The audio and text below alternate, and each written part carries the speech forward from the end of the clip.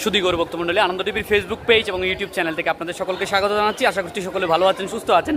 শ্রী বৃন্দাবন ধাম দর্শনের তৃতীয় দিনে আমরা বর্তমানে এসে উপস্থিত হয়েছি শ্রী বৃন্দাবন ধামের যে বর্ষনার নন্দগাঁও রয়েছে, সেই নন্দগাঁওতে ভগবান শ্রীকৃষ্ণ যখন গোকুলে বড় হচ্ছিলেন তখন কংসের কাছে বার্তা আসে গোকুলে কৃষ্ণ বড় হচ্ছেন।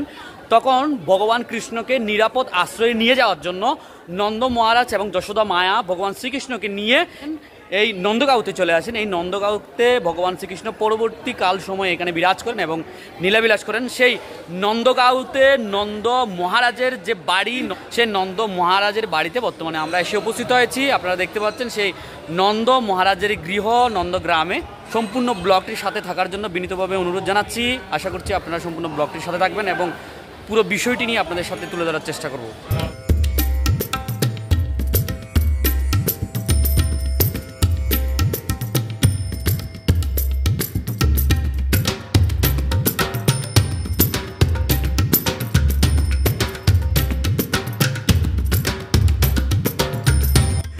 তো আপনারা দেখতে পাচ্ছেন এই সেই নন্দগাঁও, যেখানে ব্রজবাসীদের গৃহ রয়েছে। পাশে যে মাঠ আপনারা দেখতে পাচ্ছেন, এখানে নন্দ মহারাজের যে নবলক্ষ ধেনু ছিল, সেই নবলক্ষ ধেনু নিয়ে ভগবান শ্রীকৃষ্ণ গোচারণে যেতেন। সেই গোচারণ ভূমি আপনারা দর্শন করুন। তো নন্দ মহারাজের যে গৃহ, সেখানে একটি মন্দির রয়েছে। এই মন্দিরে আপনারা দেখতে পাচ্ছেন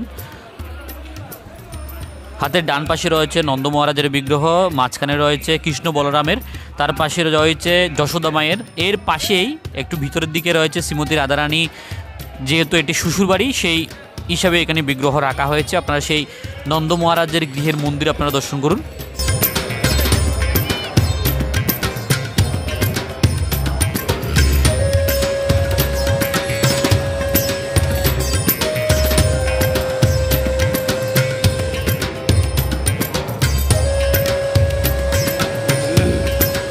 শ্রীধাম বৃন্দাবনের যে অপাকৃত স্থান বর্ষনা নন্দগাঁও, সেই বর্ষনা নন্দগাঁও নন্দ মহারাজের গৃহ এবং আশপাশের যে নবলক্ষ ধেনুর গোচারণ ভূমি, সেগুলো আপনাদের দেখানোর চেষ্টা করছি। শ্রীধাম বৃন্দাবন থেকে আনন্দ টিভির ফেসবুক পেজ এবং ইউটিউব চ্যানেলের মাধ্যমে আপনারা সরাসরি দর্শন করতে পারছেন। আপনারা অবশ্যই শ্রীধাম বৃন্দাবন দর্শনের জন্য আসলে নন্দগাঁও বর্ষনা এই নন্দ মহারাজের গৃহে আসবেন এবং দর্শন করে যাবেন।